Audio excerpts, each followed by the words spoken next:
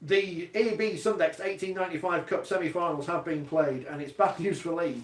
I didn't mean to. I got a bit of criticism yesterday on Twitter because I said Daisy should have just bought Lee or Widnes. John's here. I forgot that you're banned from Lee anyway, so it doesn't matter. And he lives in Sheffield. They did buy a load of players when they got rid of a load at the end of last season. They'll go into administration, Rich. So they bought all these players to get promotion, which I can't see happening. Could happen. Which could happen. It could. And Lee Day's team out of Wembley, and sadly for Lee, nothing against them and their supporters, but they lost to a spirited Widnes Vikings side. I was working yesterday afternoon, so I had this on in the corner of the studio. Every time I looked up, it was Ben Thaler. The Ben Thaler show is there on the telly, pointing at people and sending them to the bin. Rich Clark, what a debut! Yes, 3 minutes in, bin. He reffed it really well, I thought. It could easily have got out of control, but having a senior referee there who stamped his authority on very early on, sent 2 players to the sin bin and said, I'm not going to accept it degenerating. I thought Ben Thaler was fantastic. What did he get sin bin for fighting? Or? Yeah, but the pushing. But it hadn't worked. What people still think is the biff and all that. But Lee are out, Widnes are through. They go to Wembley for the first time since '93, which was my first cup final. When they lost to Wigan. But great defence from Widnes again. Anthony Gelling, the man of the people, he did a try.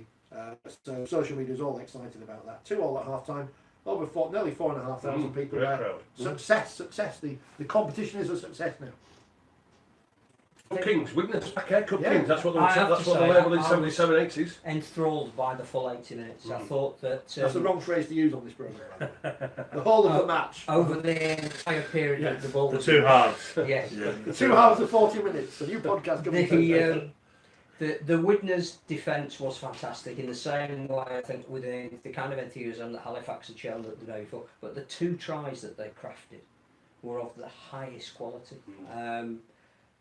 Again, you're not going to get many opportunities in a game like that, particularly going to Lee and playing as the underdogs, but they pulled out a move that they used to run in the academy where the ball was flicked inside by Danny Craven and Jack Owen just ripped brilliantly and scorched over in the corner. And on all of social media today, the try where they keep the ball moving and Jordan Johnson kicks over the top for Gelling to score. They are 2 of the best tries you could see at any level.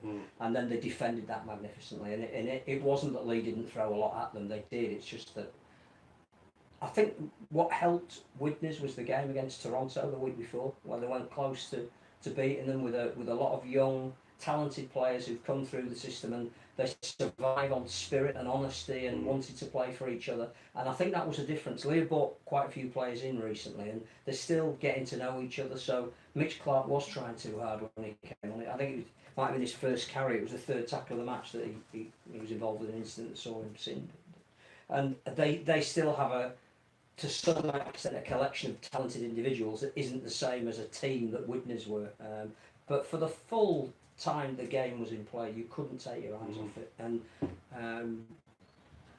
I think as well, it was and it meant so much to both Widnes and Sheffield, who both have history recently, who both go through really difficult times, that they will be running out at Wembley. I think as well, another credit we're going to give to the coach Pertel as well at Widnes, because the adversity, what he's gone through, and just keeping, from a point of view, keeping the players motivated, wanting to come and play for Widnes, and again, come to work with a smile on your face, and what better motivation than going to Wembley to play at Wembley? It doesn't matter what competition. You're playing at Wembley, you're playing at the National Stadium, you're playing for a trophy. So the play is magnificent. But I tell you what, give great credit to the coach from there by getting a tune out of his players from there. And well, the same Widnes known as the Cup Kings back in my day against Sheffield. We all know what happened at Sheffield when they turned the Wigan over in 1998. I think it's a great story. Again, it's a great story. Yeah, the curtain raiser after the Challenge Cup would say, but it's at the National Stadium. And it's great for the Rugby League. And I think a lot of people have said, if that game was played before, and this is the first year, it's going to have some teething problems. They're going to have to find the way through the shame. It is a shame. But what I would say is that for the fans of Widnes, who were absolutely elated for, admittedly at the moment, the small band of Sheffield fans, but those that have stuck by them since the club was reformed in 99 after all of that ridiculous merger with Huddersfield, to give them a day in the sun, even if they're the only people in the stadium, even if there's only 8,000 or 9,000 people there, they will never forget that. Correct. The players may never play on that stage again. Absolutely. The fans may never have the chance to. Quite a lot of the Widnes fans from '93. There's almost a generation that haven't seen them play at Widnes at Wembley.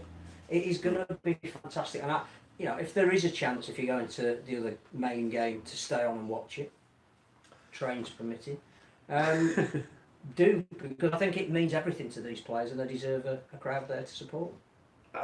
I'm going to say something now, and people might get upset, so I apologise in advance, but I'm going to say it anyway. Next year, when we plan everything properly for Wembley, should the 1895 Cup final take the place of the schools final, and that be played at another stage? Because obviously it costs to hold events at Wembley. Do they charge per hour or something? I think they charge. It costs a lot of money. I think they've said the 1895 Cup is going to cost the RFL £100,000 for staging. Every member of press who goes to Wembley for the final, who's accredited, they get charged for the tickets, the RFL. Yeah. So, which makes a mockery of those people who just turn up and aren't there for any particular reason, but there you go. But we go to Wembley every year. We get there whenever the gates open, and the schools final comes out, and there is no one there bar their friends and family, because the gates haven't opened yet officially by the time they kick off. So I don't want to take away the opportunity for a group of young people to play at Wembley, but from a business perspective... How long is the school's final? How long does it take? I think it's about an hour.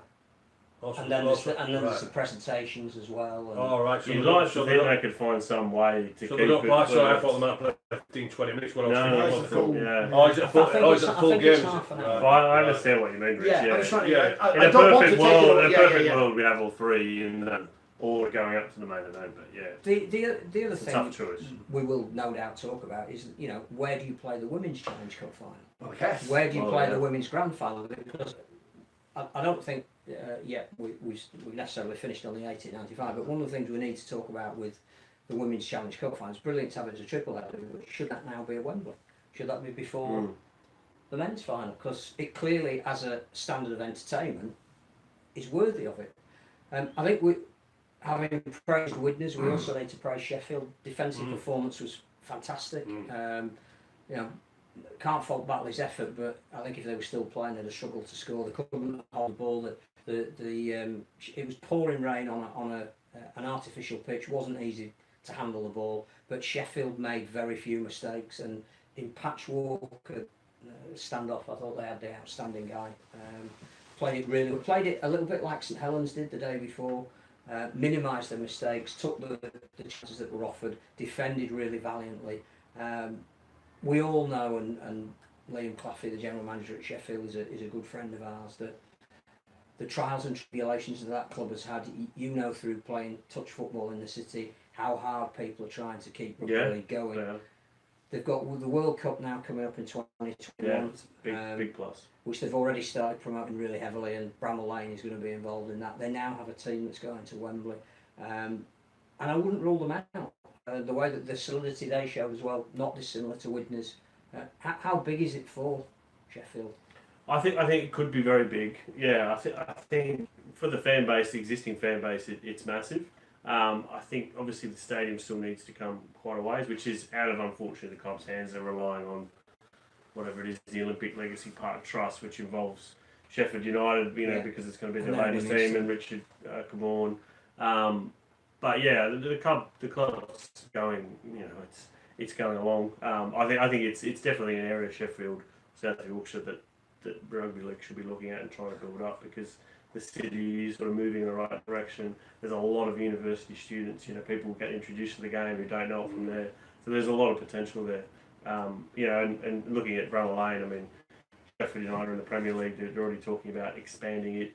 So that would be another venue. It's a good city to come and visit. So. And you talk about the job that Kieran Purcell's done, absolutely. But how was it for Mark Aston that he's going to be leading his team out of Wembley? If any guy epitomised keeping a club going in the toughest of circumstances. Well done to Aston as well, because every year, he gets a tune out of the players. He gets, they're always knocking on the door here, there, and everywhere, and Yeah, and he was a Leinster Trophy winner when they won it in '98, wasn't he? So yeah, it's great for him to like tie out.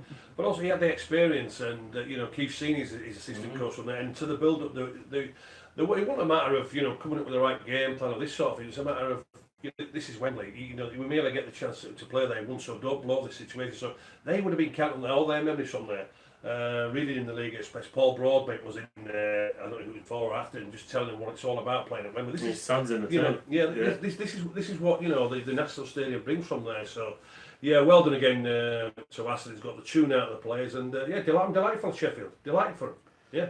Right, here we go. A couple of comments on Wembley and the schools thing. Liam says, less kids are playing rugby. Many are introduced to the game at high school with the prospects of playing at Wembley. You move schools final away and it's another nail in the coffin for our game. Jim Mills, he knows more than I do, says, many great players have played in the schools final at Wembley. It has history, must keep it as a curtain raiser. The only problem is, the only reason I'm saying to move it is because there's just too many things we want to put in. We want to put in this SOP to the championship clubs, the 1895 Cup, but we can't put it where it should be because it doesn't fit in. Unless we have the Championship Cup kick off at 5 o'clock, and that's not going to be on BBC One if we kick off at 5 o'clock. It's just logistics. Tricky question. Well, I don't have to answer. I can just come up with theories and say whatever. I think I'm not running the sport. So. There is a case for saying we need to look at the whole thing, but if it is purely down to cost, and how long you hire the stadium for, then we go back to everything we've ever said. We go back to what can Tony Adams maybe bring, talking to commercial partners. We just need to get more money into the sport.